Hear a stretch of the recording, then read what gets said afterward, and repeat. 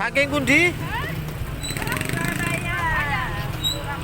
Surampat, Suryalaya.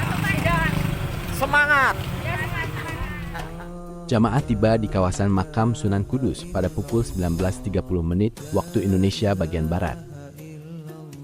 Nama asli Sunan Kudus adalah Jafar Shodiq.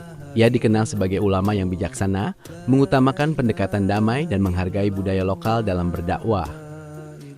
Ayahnya adalah Sunan Ngudung, seorang ulama sekaligus panglima yang berperan dalam masa awal Kesultanan Demak.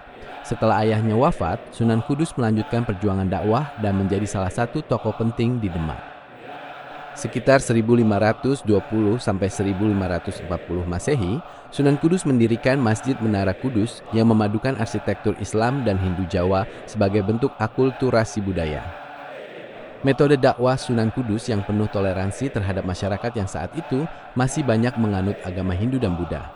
Salah satu kisah yang paling terkenal adalah anjurannya agar umat Islam tidak menyembelih sapi di wilayah Kudus sebagai bentuk penghormatan kepada masyarakat Hindu yang memuliakan sapi. Sebagai gantinya, masyarakat lebih banyak menggunakan kerbau untuk kurban.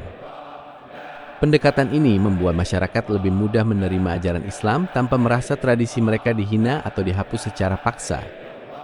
Warisan Sunan Kudus tidak hanya berupa bangunan bersejarah, tetapi juga teladan tentang bagaimana menyebarkan nilai-nilai agama dengan menghargai tradisi setempat dan membangun kehidupan yang damai.